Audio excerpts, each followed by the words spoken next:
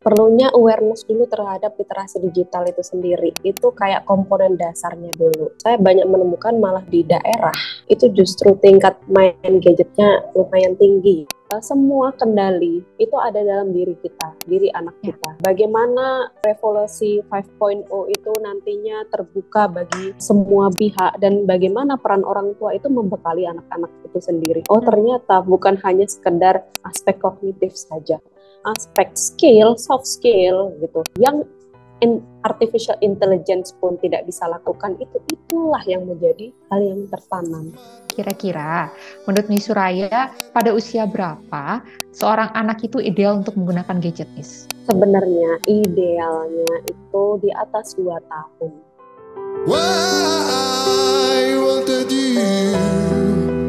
Oke, di sini kita akan memulai podcast episode keempat kita kali ini bersama narsum kita yang sudah hadir pada siang hari ini ya. Sebelum itu saya mau izin menyapa parents yang saat ini tengah menyaksikan podcast kami, dimanapun kalian berada, semoga tetap senantiasa sehat selalu ya. Hai good parents, hari ini kita bakal ngobrolin parenting podcast by the good parents, masa depan lebih baik. Bareng aku, Citra Lindiani, tapi boleh disapa aja dengan Citra atau Cici. Dan partner podcast kita yang luar biasa kali ini, Miss Suraya Zain. Oke. Eh, di podcast kali ini kita akan membahas satu topik untuk menilik lebih jauh tentang disiplin screen time pada anak. Kira-kira gimana sih pengelolaannya? Buat parents yang lagi dengerin ini dan merasa menjadi salah satu orang yang pernah terdampak, podcast ini mungkin bakal terasa lebih relate ya parents. Atau mungkin bagi parents yang belum pernah terdampak, bisa aja nantinya satu pandangan dan satu pendapat. Atau bahkan bisa jadi satu pandangan baru ya. Oke.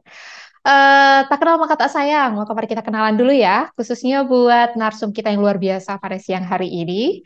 Langsung aja saya persilakan kepada Miss Suraya. Terima kasih banyak Kak Cita. Hai, salam kenal good parent semuanya, dimanapun parent berada. Salam kenal, saya adalah Suraya Syarif Zain, atau biasa dikenal dengan Ayah. Saya merupakan dosen di Politeknik Negeri Sriwijaya, sekaligus founder dari TK Alfa Saminage dan platform edukasi anak usia dini sayanganak.id. Selama ini saya banyak berkecimpung sebagai praktisi psikologi pendidikan khususnya di anak usia dini terkait bagaimana mengupayakan agar perkembangan anak usia dini ini bisa optimal lebih baik lagi, sehingga saya juga banyak terlibat sebagai pembicara, motivator terkait pendidikan khususnya di Sumatera Selatan. Seperti itu Kak Citra. Oh iya, kalau good parent ada yang berdomisili di Palembang, kebetulan saya dari Palembang nih. Boleh nih nanti kita kapan-kapan bisa bertemu di lain waktu. Terima Oke. kasih. Ya, sama-sama Miss Raya. Wah, luar biasa sekali ya profil dari narsum kita hari ini. Nanti buat parents, tadi kan udah disampaikan nih, ada ajakan. Kalau misalkan ada yang berdomisili atau mungkin lahir langsung di Sumatera, bisa langsung menemui beliau. Seperti itu. Oke, Miss. Kita langsung aja ya bicara mengenai sebenarnya topik podcast kita hari ini kan screen time ya. Jadi pasti lebih relate lah sebenarnya sama parents yang hari ini menyaksikan podcast kita seperti itu. Nah, untuk mengawali podcast kita, alangkah baiknya kita mulai dengan sebenarnya screen time itu apa sih? Tapi sebelum itu saya mau menyampaikan beberapa data terkait dengan screen time di Indonesia hari ini, Miss. Boleh ya? Boleh banget Kak Citra. Oke, jadi gini, Miss dan parents, ada laporan terkait dengan firma riset data AI hari ini, bahwasanya data atau durasi screen time rata-rata 5,7 jam per hari di Indonesia loh hari ini, dan ini sudah termasuk dari pengguna dari segala generasi, mulai dari baby boomers sampai dengan generasi Z. Tetapi diketahui bahwa yang paling tinggi penggunanya itu ada pada generasi Z atau kurang dari 24 tahun ya, Miss, biasanya gitu. Kemudian didukung juga dengan banyaknya kelompok tertinggi dari Gen Z ini, ternyata ada kurang lebih dari 26%, kemudian skala dari 2020 hingga 2023 hari ini yang semakin meningkat seperti itu. Nah, menyikapi kasus tingginya screen time yang terjadi di Indonesia, terutama dengan didukung adanya apa ya, pesatnya penggunaan digitalisasi atau gadget hari ini, kira-kira menurut Miss Suraya, apa yang harus dilakukan? Atau sebenarnya kita kenal dulu deh bareng-bareng. Apa sih screen time, Miss? Oke, sebelumnya Kak Citra dan parent semua, mohon maaf apabila ketika saya menyampaikan ada suara yang kurang kondusif, Iya, karena memang saya terkendala dengan tempat saat ini, tapi semoga tidak mengurangi rasa semangat kita untuk belajar ya satu sama lain. Ya, kondusif, tadi Miss. ya, saya kembali ke pertanyaan yang tadi dilontarkan oleh Kak Citra tadi, apa sih sebenarnya screen time gitu. Nah, buat parents itu kadang kayak ngerasa, oh aku nggak ngasih gadget kok ke anak aku, HP aku nggak aku kasih, tapi tetap nonton TV nih ceritanya. Atau aku anak aku cuma main game doang, game edukasi, tapi nggak nonton TV. Itu juga gadget juga termasuk screen.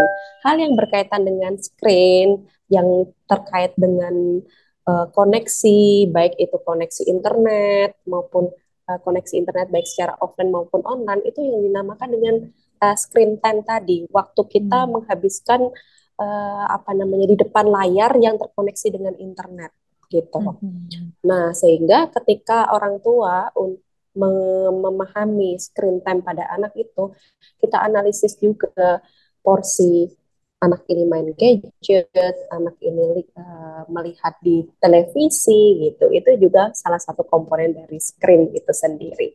Begitu Kak Citra menurut pemahaman saya. Iya, Ya, benar banget, Miss. Berarti seberapa banyak penggunaan dari media elektronik, salah satunya tadi gadget iya, atau mungkin tablet ya, Miss ya, iya, dari khususnya anak usia dini gitu, Miss. iya. Baik. Kalau begitu, ini sebenarnya penting banget ya, Miss ya, karena ngomongin soal screen time atau nggak jauh-jauh ya sebenarnya dari penggunaan gadget gitu ya, Miss. Gadget kan hari ini itu kan sulit sekali gitu kan kalau misalkan mau dibatasi. Oleh karena itu tentunya kita perlu tahu tindakan pencegahan seperti apa yang harus dilakukan agar kita tidak terus-menerus di depan gadget gitu loh, Miss. Oke, yang pertama perlunya awareness dulu terhadap literasi digital itu sendiri. Itu kayak komponen dasarnya dulu. Orang tua harus ngerti dulu. Kadang orang-orang saya banyak menemukan malah justru anak-anak di daerah itu justru tingkat main gadgetnya lumayan tinggi ya. Hmm. Karena orang tua tuh ngerasa, oh daripada main kayak gini kotor-kotoran gitu, seneng anaknya itu ternyata itu adalah hal yang dianggap sebuah kemajuan kayak gitu ya. Oh Hmm. anak itu bisa, ini kan bisa belajar dari gadget gitu. Tapi tidak seperti itu gitu. Kita tahu bahwasanya apa namanya gadget itu adalah suatu ibaratnya adalah mata pisau. Dia bisa bermanfaat apabila kita bisa menggunakannya dengan baik. Tapi Hmm. kalau kita tidak bisa memanfaatkan dengan baik, justru kita malah dikontrol oleh gadget itu sendiri. Hmm. Jangankan anak-anak, orang dewasa pun, bayangin 3 hari nggak pakai gadget aja. Bagaimana nih rasanya Kak Citra? Pasti was-was, eh ih gimana rasanya gatel gitu. Nanti kalau ada yang Hmm. penting kayak gimana? Padahal it's okay sebenarnya. Cuman ternyata tanpa disadari gadget mengontrol kita, Iya. mengendalikan kita, bukan kita yang mengendalikan gadget itu sendiri. Pemahaman itu yang harus diarahkan sebagai kita sebagai orang dewasa dan juga berperan sebagai orang tua seperti itu. Sehingga ketika kita tahu nih bahwasanya peran ini apa namanya peningkatan literasi digital itu sangat penting, sehingga kita bisa mendisiplinkan, memilih konten mana yang bagus, membatasi hal-hal yang sedemikian bisa berdampak negatif untuk anak-anak kayak gitu. Kebetulan saya pernah tuh melakukan penelitian terhadap literasi digital pada orang tua di tempat saya sendiri di sekolah saya. Hmm. Faktanya ternyata nggak banyak orang tua itu ternyata tahu tentang YouTube Kids ya ibaratnya. Iya. Jadi anak-anak tuh akses YouTube biasa dan tidak tahu Hmm. juga cara merestrict mode on. Bagaimana layar gadget, ternyata YouTube itu bisa dibatasi. Tidak semua anak orang tua tahu ternyata seperti itu. Belum lagi juga dalam konteks pendisiplinan anak, orang tua nggak tahu. Banyak yang tidak tahu sehari itu anak aku habis berapa lama ya Ya, main game seperti itu. Dan ada banyak alasan-alasan yang akhirnya orang tua itu justru menjadikan game itu sebagai pengaman buat si anak-anak. Daripada main di luar, apa sih namanya? Karena lingkungannya buruk dan lain sebagainya, udahlah di dalam rumah aja main gadget gitu. Dengan sebagai tempat pelarian yang mungkin sebenarnya orang tua ini uh, ada keinginan baik ya untuk anak-anak. Cuman ya itu, pemahaman terhadap literasi digital itu harus ditanamkan terlebih dahulu ke orang tuanya terlebih dahulu. Ya, literasi digital itu meliputi ya tiga hal tadi, tentang pengoperasian gadget tadi, pemahaman itu, terus tentang dari aspek kognitifnya, orang tua itu ya. tahu nggak sih apa yang bisa kita manfaatkan dari gadget ini? Oh ternyata bisa loh belajar matematika dengan higher order thinking skill dengan game gitu. Nggak banyak anak orang tua itu tahu, nggak tahu terkait permainan edukasi. Yang anak yang tahu tembak-tembakan kah, terus apa sih namanya yang sering ada di YouTube itu, yang streaming-streaming yang menakutkan itu kah, yang seharusnya tidak boleh diakses oleh anak di bawah berapa tahun, 13 tahun tidak boleh gitu. Itu harus tahu dulu pemahaman secara kognitif, pengoperasian itu, dan yaitu tiga tadi tentang pendisiplinan itu tadi, tentang manajemen gitu. Ya. Yang pertama tentang pengoperasian teknologi, kedua tentang aspek kognitif terkait manfaat dan ini, baru ketiga tentang manajemen itu sendiri. Kalau udah tiga itu sudah aman, insya Allah pendisiplinan itu akan lebih mudah ke anak-anak. Seperti itu. Oke. Mhm. Baik. Memang penting sekali ya, Miss ya. Otomatis orang tua juga tentunya harus memiliki wawasan terlebih dahulu ya, Miss, terhadap dampak daripada screen time itu sendiri gitu. Iya, Dan betul uh, sekali. uh, dan ternyata orang tua menjadi salah satu faktor utama dari anak-anak yang kemudian tidak bisa menggunakan waktunya dengan baik, dengan efektif untuk gadget atau alat elektronik lain seperti itu. Nah, bicara mengenai dampak atau bahaya daripada screen time itu sendiri, Miss, selain orang tua sebenarnya siapa saja sih yang mampu menjadi faktor kenapa anak-anak hari ini itu cenderung terkena screen time, Miss? Oke, faktor kenapa anak-anak sekarang cenderung terpapar screen time? Ya karena generasi kita berbeda tentunya dengan generasi Hmm. sebelumnya. Anak-anak kita, anak saya juga merupakan anak-anak di bagian generasi antara Z, Alpha, kemungkinan antara tentang Z, Alpha dan seterusnya gitu. Di mana tiga generasi itu mereka terlahir dari di saat gadget itu ya sudah ada gitu. Tidak bisa dipungkiri, dan bagaimana anak tidak bisa terpapar kalau orang-orang dewasa di sekitarnya semua mengoperasikan itu. Ya. Nah, kalau menurut saya itu tidak bisa dipungkiri, tidak bisa dihindari.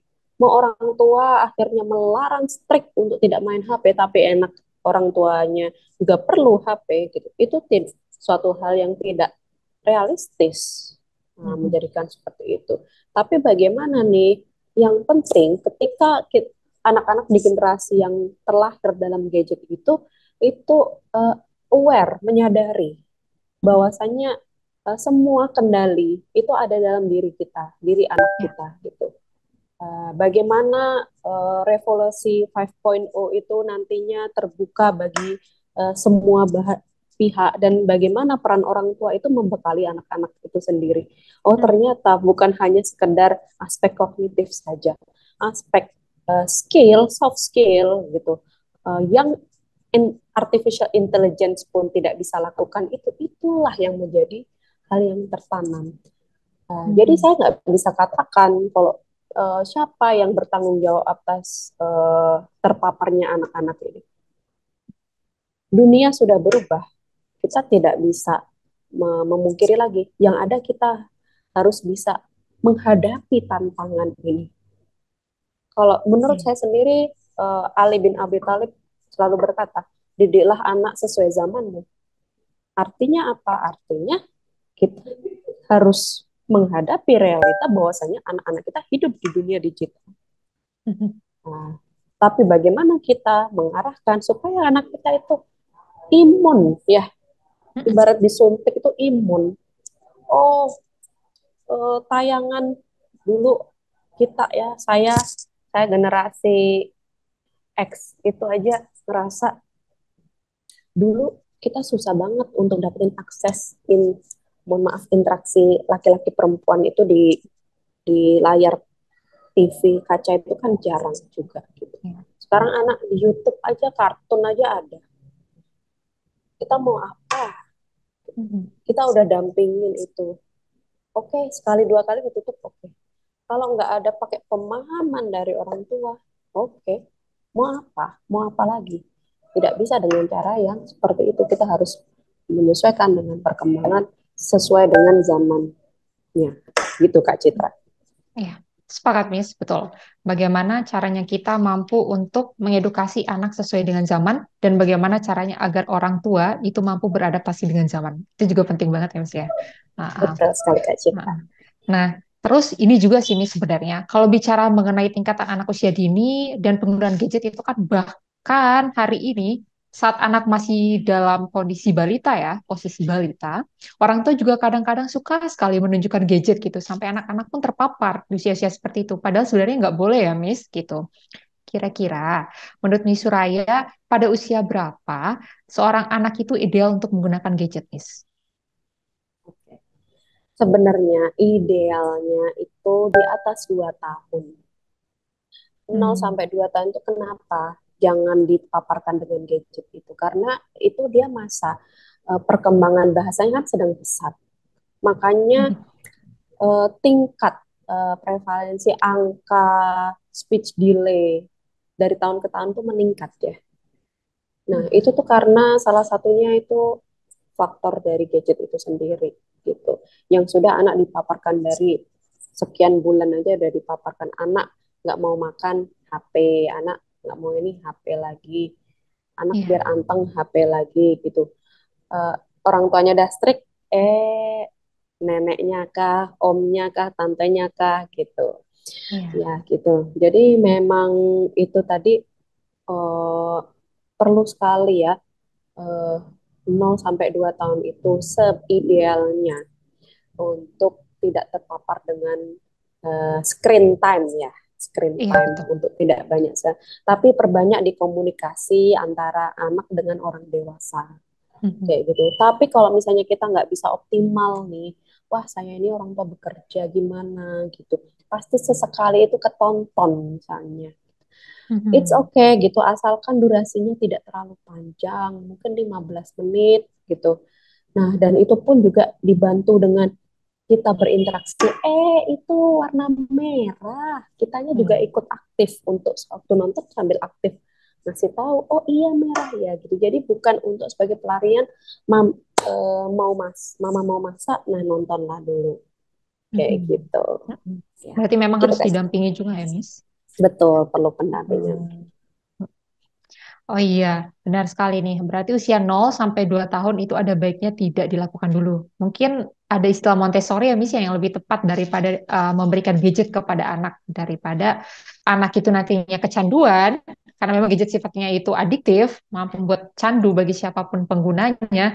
Jadi lebih baik anak itu disarankan untuk tidak menggunakan gadget terlebih dahulu pada usia seperti itu. Sepakat. Oke, baik Miss. Sekiranya nih, kan tadi Miss Suraya bicara bahwasanya idealnya anak itu menggunakan gadget di usia di atas 2 tahun gitu, Miss. Nah, pada usia misal 3 sampai 5 tahun, kemudian 5 hingga 10 tahun ke atas menuju masa pubertas, bagaimana sih caranya kita memberikan waktu penggunaan gadget pada usia-usia tersebut. Apakah ada perbedaan waktu untuk menggunakan gadget atau screen time pada anak-anak di usia 3 sampai 5, kemudian 5 sampai 7 gitu, Miss? Oke, sebenarnya ini ada tabelnya sih dari Kominfo itu untuk durasi waktunya Oh, ya. Cuman saya tuh nggak hafal, jujur Kak Citra, lupa saya tuh sempat lupa. itu masuk ke penelitian saya juga. Nanti coba dicek di Google saya ya, gitu. Siap, Ada Miss. waktunya. Kalau nggak salah 3 sampai 5 tahun itu, kalau nggak salah ya, boleh di cross check itu sekitar 30 menit lah maksimal gitu. Baru Hmm. habis itu berkala gitu. Di SD itu juga ada durasinya 1 jam apa-apa gitu. Nah, kalau SMP ini udah semakin banyak sekolah yang menerapkan digital classroom. Ya. Jadi tidak bisa dipungkiri kalau si anak-anak itu ya pasti sangat dekat dengan gadget gitu. Tapi Hmm. tidak untuk personal chat dan sosial media biasanya. Biasanya Hmm. memang hanya untuk tugas dan untuk akses informasi dan lain Hmm. sebagainya gitu, atau membuat PowerPoint itu untuk anak-anak gitu. Jadi ya kalau menurut saya gitu, di usia SMP ini gitu, itu bagaimana sih orang tua dan anak aja yang bikin kesepakatan. Karena anak Hmm. SMP itu kan fase transisi ya, anak remaja, di mana rasa keakuannya sangat tinggi. Kalau kita hanya menerapkan di kita saja, tidak berdasarkan musyawarah dengan mereka, itu banyak kan mereka nggak mau tahu gitu. Tapi kalau misalnya nih kita bikin peraturan, berdasarkan kesepakatan bersama, gitu, ya udah, nanti konsekuensinya seperti apa, misalnya disita gadgetnya atau tidak bisa Hmm. bermain lagi di gadget di akhir pekan kayak gitu, itu disepakati, entah anaknya mau kayak gimana gitu. Wah, Hmm. kadang orang tua sekarang tuh suka nggak tegaan ya, Iya. aduh gimana nih anak aku kok kayak gini kayak gitu, ya sudahlah bentar aja gitu. Bahkan saya pun juga punya punya jadwal sama anak-anak, saya bikin bareng sama anak-anak. Hmm. Dan iPad itu kan ditinggal di rumah. Tapi sudah Hmm. saya limit time semua. Iya, kedisiplinan ya, Miss ya. Jadi anak saya yang nomor 2 itu kan dia banyak di rumah ya. Saya waktu itu Hmm. kerja di kantor, dia itu tuh masih suka iseng-iseng buka lemari ambil iPad. Tapi kan saya batasin cuma 1 menit itu di aplikasi yang dia mau main. Udah diletakinnya lagi. Kayak gitu memang harus, tapi nggak semua orang tua tahu ternyata bisa ada limit, bikin apa namanya, limit time-nya, terus anak akses apa aja kan bisa lihat di history, terus Hmm. habis itu ini apa gitu, selama mereka belum punya inisiatif sendiri. Kalau anak SMP SMA kan kadang mereka lebih canggih ya dari kita, Iya, lebih melek, Miss. udah lebih melek gitu ya. Yang waktu yang tepat ya waktu anak-anak ini pendisiplinan ini, baru Hmm. SMP itu membangun kepercayaan. Kalau udah bonding sama-sama, insya Allah disiplin tuh jalan sendiri. Tapi Hmm. kalau pakai cara yang kayak anak saya tadi yang masih usia antara 5 sampai 7 tahun, ya nggak mempan di anak SMP. Iya. Gitu. Disiplin tuh Miss, tidak ujuk-ujuk. benar, Miss, benar-benar sepakat. Memang pada usia-usia biasanya ya usia 2 sampai 5 tahun itu kan memang fase-fase kedisiplinan pertama gitu kan, yang emang harus ditanamkan kepada anak. Karena emang usia 7 sampai 12 tahun ke atas itu kan udah mulai memasuki masa-masa pubertas awal sampai pubertas akhir gitu ya, Miss ya. Dan memang udah masuk ke fase pemberontakan. Jadi agak sulit kalau misalkan mau mengajarkan kedisiplinan lebih jauh lagi kepada anak-anak seperti itu. Oke. Miss, jika memang kita tadi kan bicara mengenai langkah-langkah pencegahan nih, termasuk apa yang sudah Miss Suraya sampaikan berdasarkan pengalamannya bersama anak-anak di rumah seperti itu. Nah, tapi bagaimana jika kasusnya pada anak-anak yang sudah terpapar nih, Miss? Misalkan tadi kita sebutkan anak-anak yang sudah masuk di fase pubertas gitu, Miss, dan biasanya screen time-nya sudah uncontrolled seperti itu. Nah, kalau untuk menangani anak-anak yang sudah terpapar screen time, langkah apa yang sebaiknya kita ambil, Miss? Oke. Jadi sebenarnya kecanduan gadget itu adalah merupakan salah satu gangguan nih, Mm-mm. gitu. Jadi tapi itu ada indikatornya, ada tesnya. Kita nggak bisa bilang Hmm. nih, oh anak ini kayaknya kecanduan gadget ini gitu, harus datang ke psikolog. Tapi dia masih bisa berinteraksi loh Mm-mm. sama sama orang orang lain, dia masih bisa bersosialisasi. Itu belum dikatakan dalam hal gangguan mental gitu. Mm-mm. Nah, jadi kalau misalnya masih ada indikasi awal, itu bisa lari ke pihak sekolah, dari konselor, Hmm. dari guru BK untuk bekerja sama untuk memberitahu si anak dan juga orang atau memediasi ya, menengahi Mm-mm. antara orang tua sama si anak ini supaya si anaknya ini bisa ini. Tapi kalau sudah di tahap benar-benar nih sampai ke tahap cemas, terus habis itu eh, perilaku sosialnya terhambat, dia sampai benar-benar nggak bisa interaksi gitu. Kita harus rujuk itu ke psikolog untuk dilakukan Mm-mm. terapi yang lebih lanjut Mm-mm. Iya, gitu. sepakat sekali, Miss. Ah, Jadi nggak bisa self diagnose, harus harus harus merujuk ke tenaga profesional untuk dilakukan terapi lebih lanjut gitu Kak Citra. iya. Jadi memang apa ya, Miss?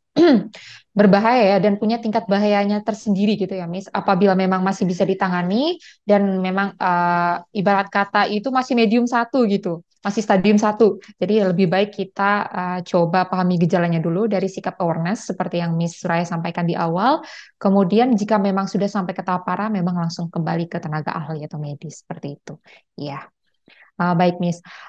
Terkait dengan penanganan nih, Miss. Nah, tadi juga bicara mengenai ada rujukan apabila anak ini sudah terlanjur kecanduan gitu terhadap gadget, Miss.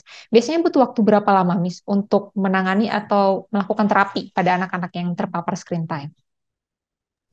Oke. Itu Kak Citra tergantung tingkat keparahannya, Hmm. tingkat keparahannya. Kebetulan saya belum pernah menangani anak-anak ini ya. Gitu. Saya mungkin beberapa menemukan yang di anak-anak speech delay karena gadget itu. Jadi Hmm. lebih ke terapi wicara sama stop stop gadget, stop gadget aja selama seminggu bertahap, nanti kedua minggu kayak gitu. Hmm. Cuman itu tadi tingkat, karena disesuaikan dengan tingkat keparahan yang berbeda-beda. Apalagi kalau orang anak remaja itu tergantung bagaimana resiliensi diri mereka untuk menghadapi Hmm. itu. Dinamikanya pun berbeda-beda gitu. Tapi memang eh, laki-laki ya, kalau dari Ya. hasil riset yang pernah saya temukan tuh laki-laki jauh lebih mudah, justru lebih mudah untuk terpapar di gangguan mental itu sendiri. Hmm. Eh, Perempuan pun juga sama, tapi apa namanya, laki-laki juga rentan ternyata gitu. Jadi memang Hmm. memang tidak bisa dipatok antara berapa lama gitu, Hmm. tergantung kasusnya masing-masing juga dan juga dari karakteristik individu juga Kak Citra. Iya. Benar sekali, Mas. Karakteristik ya. Kan ada memang kasus di mana anak ini lebih introvert, jadi lebih sering dekat sama gadget rata-rata yang saya temukan di sekitar saya ternyata gitu juga, Miss. Gitu. Hmm, Anak ekstrovert kan biasanya lebih apa ya cenderung bersosial gitu. Jadi penggunaan gadgetnya bisa dia batasi sendiri seperti itu. Nah, kalau misalkan menghadapi kasus seperti itu, sebenarnya saya tertarik nih, Miss. Tadi kan ada perbedaan dari siapa sih yang paling rawan untuk terkena screen time seperti itu. Tadi kan Miss bilang ternyata laki-laki rawan untuk terkena screen time. Nah, kalau kasusnya seperti itu, kira-kira karena apa, Miss, faktornya? Faktornya mungkin ya, apalagi laki-laki itu secara penelitian memang memiliki kemampuan spasial yang lebih baik daripada perempuan. Kemampuan spasial itu biasanya juga eh, spasial dan visual apa enggak, kalau nggak salah. Itu juga lihat di game. Makanya anak laki-laki lebih suka banyak main game dibandingkan Mm-mm. perempuan. Perempuan Ya. memang ada sih, tapi tidak sebanyak laki-laki, sehingga Mm-mm. menurut mereka tidak hanya suka dengan game, kadang juga dijadikan sebagai tempat untuk emotional release gitu. Makanya Mm-mm. sampai dikompetisikan sebenarnya tidak apa-apa gitu, asalkan asalkan dalam dalam jalur yang masih wajar gitu, masih normal. Mm-mm. Kan banyak juga olimpiade kompetisi game-game gitu, e-sport ya namanya, kayak gitu, karena memang sisi lain ada manfaat, strategi, pengaturan strategi dan lain sebagainya kayak gitu, Mm-mm. gitu Kak Citra. Oke, baik, Miss. Benar, Miss. Fenomena game online yang hari ini sering dikompetisikan itu memang jadi salah satu faktor utama gitu, Miss. Dan memang rata-rata yang ngikutin laki-laki gitu, Miss. Entah itu dari usia dini sampai ke usia dewasa sekalipun sering banget ngikutin seperti itu. Kemudian ini sih, Miss, biasanya sebelum masuk ke tahap seperti itu kan biasanya apa ya? Cenderung dilakukan oleh anak-anak yang tidak memiliki kebiasaan dari awal untuk mengatur screen time. Entah itu dari dirinya sendiri, kan biasanya anak-anak ada yang punya inisiatif sendiri. Aduh, saya lelah nih menggunakan gadget, jadi saya simpan dulu gitu. Saya kerjakan tugas dulu. Atau dari orang tua gitu, Miss. Nah, sekarang nih, Miss, kira-kira jikalau kita ingin melihat pola penggunaan screen time pada anak, pada usia berapa sih biasanya anak-anak itu mudah terpola menggunakan gadget, Miss? Sedini mungkin. Jadi Sedini mungkin. ya tadi sebaiknya ya walaupun nggak bisa ideal ya tapi tetap Mm-mm. 0 sampai 2 itu dioptimalkan jangan banyak terpapar. Mm-mm. Tuh. Saya juga banyak belajar sih dulu itu saya kan mikirnya udah banyakin lagu-lagu gitu ya gitu Mm-mm. lagu-lagu di ini gitu tapi mungkin salah satu penyebab atau kayak gimana anak saya jadi kurang fokus jadinya akhirnya Mm. di ini anak ketiga ini saya suka gubah lagu sendiri Iya, iya, kayak iya. gitu gitu terus ya itu tadi orang tua harus punya punya jadwal punya jadwal Mm-mm. pengaturan tadi yang saya bilang Senin jadwal main iPad dan nonton TV kalau saya itu bikin nanti kapan-kapan saya kirimin foto jadwalnya anak saya ya Kak Citra ini Oke, siap, Senin Miss. Senin sampai Jumat setengah jam nah maksimal setengah jam dan harus YouTube Kids anak saya tuh udah tahu ya bedanya YouTube Kids dan YouTube.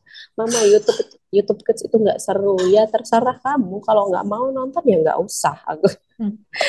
Nah Sabtu boleh nonton YouTube biasa asalkan dengan mama atau papa kayak gitu. Mm-mm. Terus untuk iPad pun gamenya saya hanya boleh nih. Soalnya teman-teman saya sebut merek aja ya Roblox apa apa. Saya cek dulu saya tuh. Saya cek dulu ini untuk berapa tahun ya? No, saya bilang. Tapi teman-teman kakak itu pada main semua ya terserah gitu. Mm.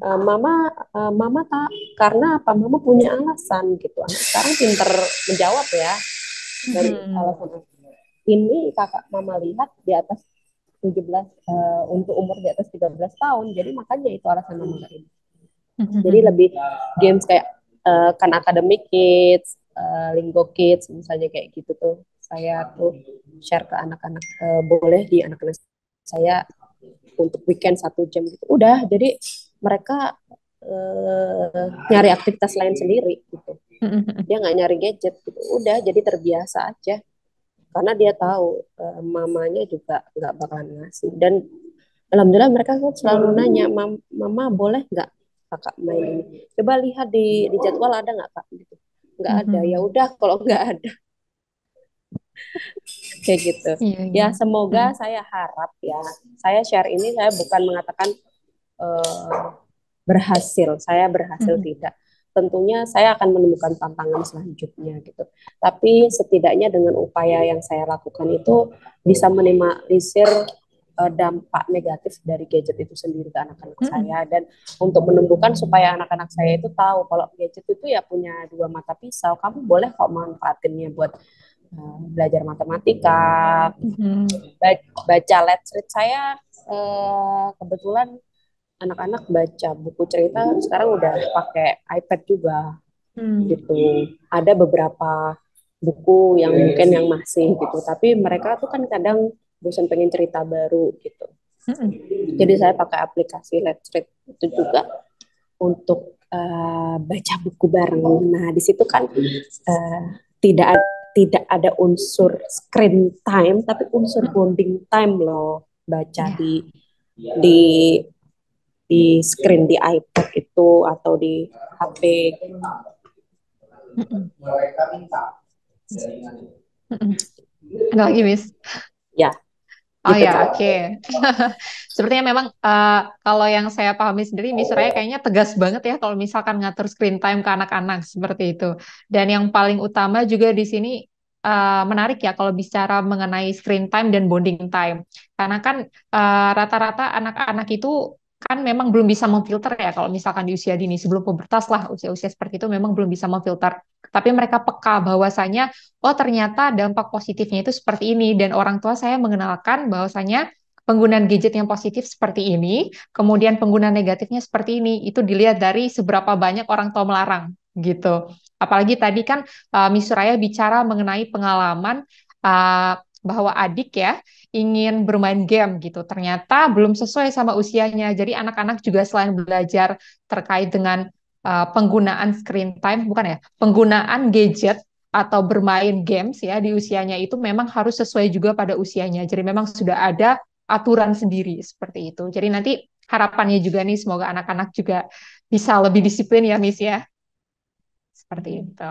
Iya Kak Citra. Jadi ini Mm-mm. yang mungkin saya katakan kan pola asuh orang tua itu ada 4 tipe. Satu tipe Mm-mm. otoriter itu di mana ya tadi anak tidak diberi tahu alasan kenapa dilarang, kenapa Mm-mm. diperbolehkan, tidak ketika dia melanggar dia akan diberi hukuman. Itu yang tipe Mm-mm. otoriter. Tipe yang kedua adalah permisif. Permisif itu Mm-mm. antara ya udahlah daripada anaknya nangis gitu, jangan terlalu keras-keras sama anak, udah kasih aja. Ternyata ya itu anaknya jadi kecanduan. Ketiga adalah Mm-mm. eh, apa pola asuh neglectful itu kayak penolakan. Jadi dia ingin suka menganggap bahwasanya pola apa namanya pengasuhan itu bisa didelegasikan. Udahlah masukin aja Mm. ke tempat les sebanyak-banyaknya biar dia banyak ini. Kayak gitu, biar Mm-mm. tanggung jawab guru lesnya. Dan yang keempat adalah demokratis. Demokratis itu adalah bagaimana kita tuh tetap mendengarkan pertanyaan si anak, bisa mengaprehensi, tapi kita kasih konsekuensi. Jadi Mm. nggak bisa kita itu ngebiarin aja dan lain sebagainya. Mereka kan ada di tahap pemikiran kognitif dari praoperasional ke operasional konkret. Jadi Mm-mm. anak tuh nggak bisa kalau misalnya diberikan disiplin, makanya di tahap pemikiran itu. Mm-mm. Nah, karena kita kasih tahu alasan kenapa nggak boleh main gadget yang ini kakak. Karena ini. Terus anak saya pernah protes, Mama, di kelasnya kakak semuanya boleh main, boleh nonton YouTube sepuas-puasnya. Kenapa kakak itu cuma dibatasin? Oke, okay. Mm-mm. Nah, sekarang kakak duduk di sini. Kakak tahu nggak gitu? Kalau kakak mau nonton sepuas-puasnya, mama tuh boleh aja. Tapi Mm-mm. mama tuh sayang sama kakak. Karena mama tahu, mama udah cari informasi. Kan apa akibatnya kalau anak-anak itu terlalu banyak. Oke, kita cari ya di YouTube ya. Akibat Mm-mm. anak banyak nonton YouTube. Kayak gitu. Iya, ya, makasih mama, peluk mamanya. Terima kasih, ternyata mama sayang gitu. Iya, mama tuh karena bukan tidak sayang. Anak sekarang kalau dikasih kayak gitu, dia kan pinter ngeles. Dia akan Iya. membandingkan sama teman-temannya, kan belum tentu punya pola asuh yang sama. Mm-mm. Lucu anak-anak sekarang tuh kritis-kritis, kadang nanti aja alasan gitu, tapi temennya kakak itu boleh main game ini gitu. Mm-mm. Suka bikin Nah, perbandingan. Iya, iya, iya. iya, terus kita aja, anak saya nggak pernah ya saya liatin TikTok, tapi dia tahu loh tren-tren TikTok ya dari temennya, Hmm. dari teman-temannya, Hmm. dari lingkungannya. Terus apa mau kita marah ya enggak? Oh gitu ya kak ya. Tapi yang ini nggak usah diikutin lah kak. Yang itu kalau yang itu boleh. Gitu. Iya. Lebih banyak kayak gitu. Iya, iya. Tapi emang bener ya, Miss, kalau pengaruh luar, kalau misalkan nih, Miss Suraya udah tegas banget ke anak-anak, tapi ternyata lingkungan eksternalnya mulai dari teman-temannya, kemudian teman kakaknya, itu ngasih tahu, jadi dampaknya kena ke adik. Nah, biasanya kalau Miss Suraya ngelihat apa ya, adik, kalau misalkan kasusnya seperti itu, langsung aware atau gimana, Miss? Saya langsung kasih tahu gitu kakak gitu. Lagu itu kayaknya bukan untuk anak kecil. Lagu itu untuk anak Hmm. dewasa. Kalau Oke. kakak nyanyiin, adik nyanyiin gitu. Adik belum ngerti gitu. Coba nyari lagu yang lain aja gitu. Paling lebih mengarahkan ke kayak gitu. Mm-mm. Kebetulan anak-anak saya yang kedua itu ya lebih banyak mengikutin apa yang dilakukan kakaknya. Iya, pas ya mengikuti menjiplak, bener banget, Miss. Bener. Sama, ya, untungnya juga, mungkin karena mereka memang sedang di fase mengikuti menjiplak, jadi lebih ekspresif ya, Miss ya. Jadi kalau misalkan, oh udah aneh dikit nih anak saya, jadi orang tua pun lebih aware gitu. Kayaknya anak saya warning nih, udah harus diubah nih, udah harus dikoreksi nih, gitu. Iya, tapi Heeh. saya juga kadang ya, walaupun saya tegas, tapi saya suka mengapresiasi itu. Misalnya tuh kakak, saya hari ini suka berbagi sama adik. Oke, Mm-mm. boleh nih jam main gamenya saya tambah berapa 10-15 menit. Saya suka kayak gitu kadang untuk oh Hmm. ye makasih mama misalnya kayak gitu. Iya, iya, iya. Jadi penggunaan gadget itu sebagai bentuk apresiasi ya, Miss ya, hadiah gitu kan kepada Iya. anak atau dia melakukan sesuatu yang bagus. Iya, iya. Bagus seperti itu. Oh ya, sama ini sih Miss sebenarnya. Kalau misalkan tadi kita bicara mengenai penggunaan gadget yang sehari-hari terjadi, salah satunya kan dalam 1 kali 24 jam itu kan rata-rata ini sebenarnya tidak sering terjadi sih, karena memang kalau misalkan bicara pada pengalaman Miss Suraya, anak-anak ini kan udah otomatis terpola, misalkan penggunaannya 30 menit sekali atau 1 jam, sesuai pada usianya seperti itu. Nah, tapi kan ada juga kasus di mana anak-anak itu bahkan menggunakan HP atau gadget itu pada saat sebelum tidur. Nah, kira-kira kalau dampak penggunaan HP sebelum tidur itu akan seperti apa, Miss? Sebelum tidur itu untuk apa kak? Untuk main game ya atau nonton? Biasanya sih kalau sebelum tidur biar lebih cepat ngantuk kalau kata orang-orang di sekitar saya sih, Miss. Gitu. Main TikTok dulu ah, scroll IG dulu ah, gitu, Miss. Saya pernah sih punya pikiran kayak gitu biar cepat ngantuk, tapi Iya. ternyata nggak ngefek ya gitu. Oh, Dan ternyata justru saya baca beberapa kasus justru meningkatkan rasa candu akan gadget itu sendiri sebelum hmm. tidur itu. Jadi kan justru sebelum tidur itu kan memang otak dan lain sebagainya, otot kita tuh kan harus rileks supaya Mm-mm. kita tuh mendapatkan kualitas tidur yang baik kan. Iya. Tapi kalau kita itu sebelum tidur masih tegang, otak kita tegang, akhirnya ya udah jadi susah tidur jatuhnya Mm-mm. Iya. gitu. Jadi ya Ada insomnia. sebaiknya sebelum tidur digunakan sebagai momen bercerita, membaca buku itu jauh lebih Mm-mm. baik dibandingkan dengan screen time gitu. Iya, sepakat banget nih. Entah itu membaca buku atau mungkin journaling bersama anak, itu kan lebih menjadi momen-momen berharga gitu kan ini dalam tumbuh kembang anak daripada terlalu sering terpapar screen time, jatuhnya individualistik ya kan. Anak-anak juga jadinya tumbuh dengan apa ya, pola pikirnya sendiri seperti itu. Oke. Miss, suara saya terdengar? Terdengar Kak Citra? Eh, ya sepertinya di sana kurang kondusif ya Miss ya. Iya nih, tapi semoga tidak mengurangi ya buat parents menyimak podcast kita. Aman. Oke, baik. Sama ini, Miss. Tadi kan ngomongin penggunaan gadget sebelum tidur gitu ya, Miss ya. Nah, otomatis ada juga kasus kayak gini, Miss, di mana kan kadang-kadang kalau orang pakai gadget ya, sampai tidur tuh, ada kasusnya sampai terlelap gitu, Miss. Terus gadgetnya kesimpan gitu di sebelahnya. Padahal kan sebenarnya kalau menurut anjuran medis, gadget itu kan nggak boleh ya, Miss, disimpan di sebelah kepala atau mungkin terdekat dari kita. Dan biasanya 1 meter jauh lah minimal gitu. Nah, kira-kira menyikapi kasus orang-orang yang biasanya langsung terlelap dan gadgetnya dibiarin di samping kepala atau di dekat mereka tuh kayak gimana, Miss? Setengah jam sebelum tidur jangan beraktivitas sama gadget, taruh di Hmm, tempat yang jauh. Kalau pola itu sudah terbentuk, insya Allah nggak ada tuh yang namanya ketiduran sama sambil gadget gitu. Kalau iya. saya tuh sebelum tidur pasti saya ngecas HP udah gitu, terus udah ada alarm sleep mode sleep di HP saya udah teng teng teng gitu bunyi kayak gitu. Hmm, Jadi memang harus dari diri individu untuk memanajemen itu ya iya. supaya nggak tidur sambil. ketiduran di samping gadgetnya gitu. Tapi sebenarnya realitasnya pun seperti itu ya, Bis. Kayaknya dari rentang usia pubertas, apalagi yang biasanya kasmaran, wah, nungguin Sandarido ini gitu. Atau mungkin kayak kasusnya ibu-ibu yang karena kecapean seharian ngurusin rumah, ngurusin anak gitu kan, dan kemudian memilih me time dengan menggunakan gadget, kadang sampai ketiduran sendiri, pulas sendiri selama main gadget gitu loh, Miss. Tapi memang nggak sehat ya.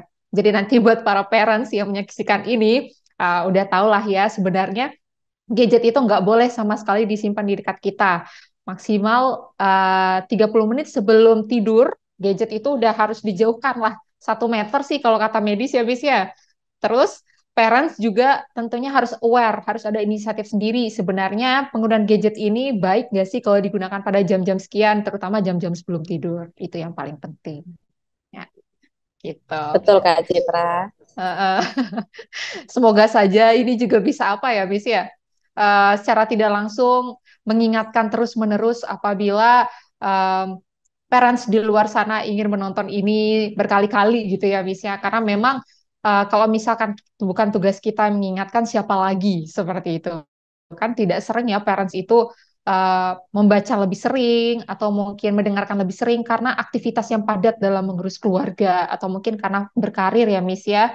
Jadi harapannya setelah mendengarkan podcast ini, parents di luar sana yang menyaksikan itu bisa apa namanya, merasa teringatkan gitu. Oh, sebenarnya tugas saya sebagai seorang ibu, sebagai orang tua dalam menghadapi pengelolaan screen time itu harus seperti ini. Mulai dari diri dulu baru ke anak ya, bis gitu. Betul banget Kak Citra. Mm-mm. Oke, Bis. Tadi juga kita udah banyak ya sebenarnya ngomongin terkait dengan konsep screen time, pengelolaannya, kemudian faktor apa aja ya yang mempengaruhi terjadi screen time pada anak, kemudian dampak positif sama negatifnya juga. Tapi ini sih, Miss, yang paling penting juga. Selain daripada bahaya yang ditimbulkan oleh screen time itu sendiri atau lama waktu penggunaan yang melebihi kapasitas normal dari penggunaan gadget, kira-kira lebih banyak mana takarannya, Miss? Apakah dampak positifnya ataukah dampak negatifnya? Dan kira-kira saat dirasa ini sudah terlalu berbahaya untuk digunakan, itu saat kapan, Miss? Oke. Kalau untuk apa namanya, mana banyakkan mudorotnya atau manfaatnya, itu sebenarnya subjektif, tergantung dari Hmm. masing-masing individu. Tidak, saya belum menemukan ya penelitian itu mana Mm-mm. porsinya dan lain sebagainya gitu. Cuman tadi Iya. ketika kita sudah merasa kita jadi susah tidur, terus merasa cemas, tidak bisa terlepas dari HP, terus apa namanya, kemampuan interaksi dengan sosio emosional kita terhambat, kok kita jadi mudah marah, nggak fokus, Mm-mm. terus mudah marah, nggak fokus, terus jadi susah berkomunikasi dengan orang lain. Berarti ya harus ada Mm-mm. indikasi-indikasi, uh, kita mengevaluasi sejauh mana gadget ini mempengaruhi psikis kita atau mental kita Iya. gitu, Citra. Mm-mm. Benar-benar, Miss. Berarti harus aware banget ya terkait dengan penggunaan gadget itu sendiri. Karena rata-rata juga kalau udah kecanduan sekalinya main, apalagi kalau misalkan lagi scroll TikTok ya, menemukan konten yang menarik nih, wah, kalau nggak sampai selesai nontonnya kayaknya nggak afdol deh gitu kan, rata-rata. Tapi semoga aja nggak semua parents atau adik yang um, saat ini dijaga oleh parents mengalami hal seperti itu, gitu sih. Siap Kak Iya, Citra. cuma mungkin itu ya bisa. Mm-mm. Sama sebenarnya kalau misalkan berkaca juga ya, Miss ya, sebenarnya hari ini yang paling rentan kalau dari saya sendiri pengalaman itu usia-usia dewasa ya, Miss ya, daripada anak-anak. Karena kan anak-anak biasanya kalau udah penasaran dan ngikutin orang tua, biasanya mereka juga kadung ngikutin gitu kan, lebih lama, tua saya lebih lama, jadinya lebih lama juga. Apalagi semenjak adanya drakor ya kan, kemudian film-film lain, atau mungkin saat ayahnya nonton berita, Miss. Wah, itu kan pada penasaran, oh ayah saya nonton televisi, penggunaan elektroniknya sampai jam sekian. Apalagi berita bisa sampai larut malam ya, Miss ya, nonton bola tuh. Nah, kasusnya kayak gitu. Anak-anak kan mudah meniru, jadinya mengikuti. Nah, kalau misalkan udah kasusnya seperti itu, kembali lagi ya seperti apa yang disampaikan Miss Raya, bahwasanya kita sebagai orang tua emang harus aware saat jam tidur anak harus tidur.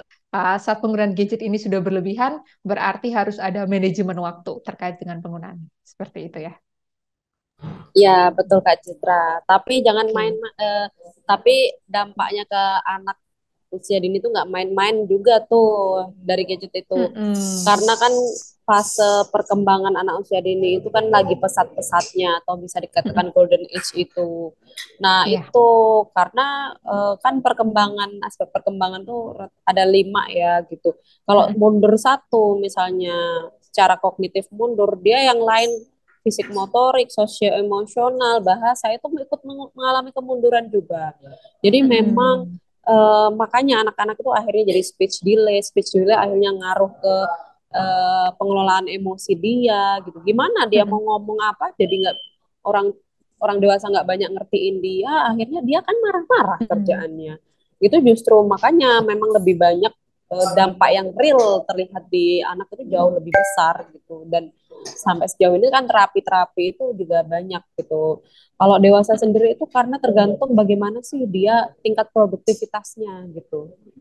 Mm-mm. Nah, Benar banget. itu bagaimana dia itu mendeterminasi diri. Determinasi diri itu bagaimana dia tuh mengatur dirinya apakah sejauh ini dengan pola hidupnya yang seperti ini akan membawa dia ke dalam apa namanya hal-hal yang bermanfaat bagi dia dan bahkan ke Iya. jenjang kesuksesan dia itu penting banget gitu. Mm-mm. Makanya bagi yang masih merasa banyak dengan gadgetnya dibandingkan dengan produktivitasnya, oh berarti ada yang salah dengan diriku. Sebenarnya ada banyak yang Mm. bisa kita lakukan, olahraga lah, atau ngerjain hobi yang disukain, gitu, tergabung dengan komunitas, volunteering dan lain sebagainya, gitu. Saya suka bilang Mm-mm. kayak gitu ke mahasiswa saya, gitu.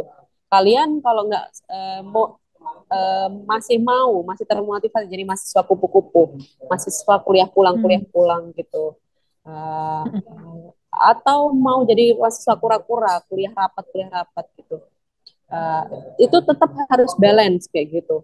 Rapat boleh, ikut organisasi boleh, ikut volunteer boleh, asalkan hidupnya berkualitas. Yang kupu-kupu itu ngapain? Misalnya, kalau misalnya habis pulang itu ternyata bantuin orang tua kerja atau ini ya nggak Iya. masalah. Jadi emang harus bisa mendeterminasi dirinya sendiri bagi anak remaja dan orang dewasa. Gitu Kak Citra. Iya. Mm-mm. Sepakat, Miss. Tapi kalau misalkan mau disikapin lagi ya, Miss ya, rata-rata orang tua yang berkarir itu kan biasanya lebih kembali ke kemandirian masing-masing anaknya ya, Miss ya. Tidak dilihat dari usianya. Oh, anak saya masih dini nih, berarti harus dijaga ini penggunaannya. Dan biasanya peran babysitter lebih dikedepankan ya, Miss ya. Gitu. Jadi agak sulit juga kalau misalkan kembali ke beberapa kasus kayak misalkan orang tua berkarir itu tadi. Kalau misalkan ibu rumah tangga biasanya lebih fokus ya, jujur bisa biasa lebih fokus karena itu juga pernah saya lihat di orang tua yang ada di sekitar saya juga gitu kan. Eh, Dikarenakan istrinya ini fokus berkarir, akhirnya si suami memutuskan untuk agar istrinya nggak berkarir lagi untuk fokus pada keluarga. Karena memang dampak dari screen time itu tadi, Miss, salah satu faktornya gitu. Semenjak berkarir, anak-anak jadi lebih suka untuk menggunakan gadget di luar daripada batas waktu. Padahal masih dini gitu loh, Miss. Nah, saat dirasa sudah berlebihan, maka memang harus ada tindakan tegas gitu kan. Jadi sebenarnya antara orang tua sama anak memang ada kesepakatan, tapi yang paling penting lagi sesama orang tua harus ada kesepakatan khususnya ya, Miss ya. Terutama buat ibu, buat ayah gitu kan. Jangan sampai hal ini mampu menjadi contoh tidak baik apabila digunakan secara berlebihan gitu terkait screen time. Gitu. Betul sekali Kak Citra. Dan juga kalau misalnya ada pengasuhnya ya dengan pengasuhnya juga harus kooperatif. Mm-mm. Bilang TV memang sengaja saya cabut ya gitu. Mm-mm. Iya, benar banget sih, sepakat. Rata-rata memang seperti itu. Kadang memang ada cara pengasuhannya sendiri sih kalau bicara mengenai babysitter sih, Miss ya. Tapi kan kembali lagi, kalau misalkan orang tua menginginkan pola asuh yang seperti ini, otomatis babysitternya juga harus mengikuti seperti itu.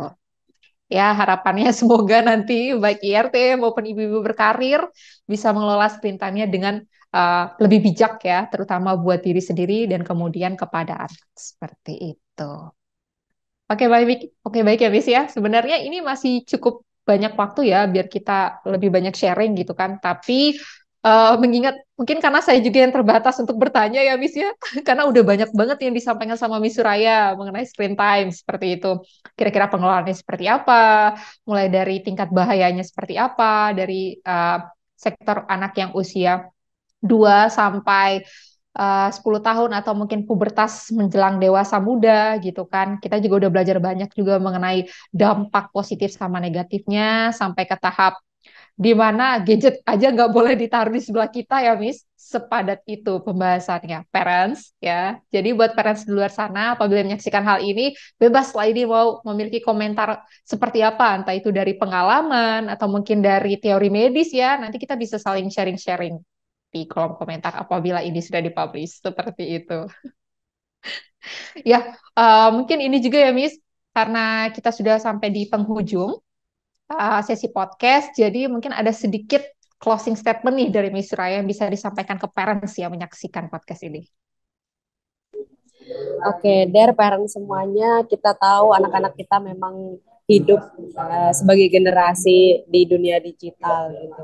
Manfaatkanlah gadget optimal mungkin karena gadget ibarat mata pisau yang bisa memberikan dampak positif maupun negatif dan tetap berpegang teguhlah pada pengasuhan yang menyesuaikan dengan perkembangan zaman karena kita tidak bisa memungkiri ada banyak sekali tantangan yang berubah yang tidak bisa kita bandingkan dengan generasi kita sebelumnya karena dengan generasi yang tangguh akan menghasilkan generasi apa namanya kita ketika kita orang tua yang tangguh akan mendidik generasi-generasi yang tangguh juga. Terima Iya, kasih. sepakat, Miss. Sama-sama generasi yang tangguh. Apa ya? Orang tua yang tangguh akan melahirkan generasi yang tangguh. Sepakat banget, Miss. Oke, baik. Karena ini sudah selesai ya, dan closing statement dari Miss Suraya juga sudah tersampaikan.